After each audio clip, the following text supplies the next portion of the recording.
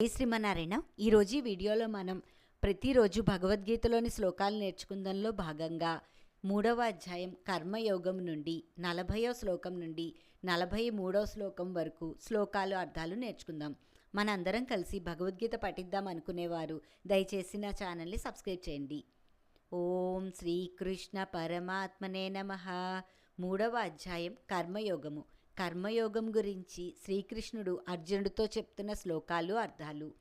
40వ శ్లోకం. ఇంద్రియాణి మనోబుద్ధి అస్యాధిష్టానముచ్యతే ఏతైర్విమోహయత్యేష జ్ఞానమావృత్య దేహినం. 40వ శ్లోకానికి అర్థం తెలుసుకుందాం. ఇంద్రియములు, మనస్సు, బుద్ధి ఈ కామమునకు నివాస స్థానములు.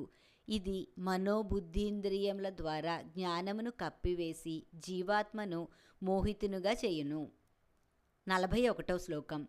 తస్మాత్త్వమింద్రియాణ్యాదౌ నియమ్య భరతర్షభ పాప్మానం ప్రజహిహ్యేనం జ్ఞాన విజ్ఞాననాశనం. 41వ శ్లోకానికి అర్థం.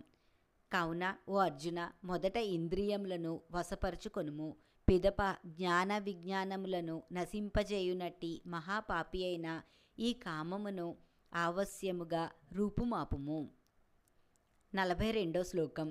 ఇంద్రియాణి పరాణ్యాహుః ఇంద్రియేభ్యః పరం మనః మనసస్తు పరా బుద్ధిః యో బుద్ధేః పరతస్తు సః.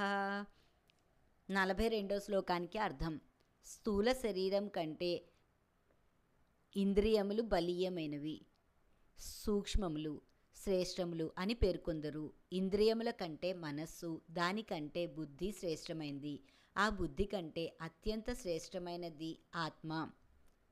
43వ శ్లోకం.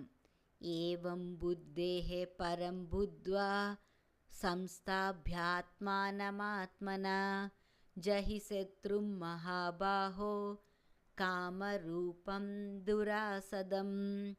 43వ శ్లోకానికి అర్థం. ఈ విధంగా బుద్ధి కంటే ఆత్మ పరమైనదని, అనగా సూక్ష్మము, బలీయము, మిక్కిలి శ్రేష్టము అయినదని తెలుసుకొని ఓ అర్జున, బుద్ధి ద్వారా మనస్సును వశపరుచుకొని దుర్జయ శత్రువైన కామమును నిర్మూలింపమని శ్రీకృష్ణుడు అర్జునుడికి చెబుతున్న శ్లోకాలు అర్థాలు. ఓం తత్సదితి శ్రీమద్భగవద్గీతా ఉపనిషత్సు బ్రహ్మ విద్యాయాం యోగశాస్త్రే శ్రీకృష్ణార్జున సంవాదే కర్మయోగో నామ తృతీయోధ్యాయః. 3వ అధ్యాయం కర్మయోగం సమాప్తం.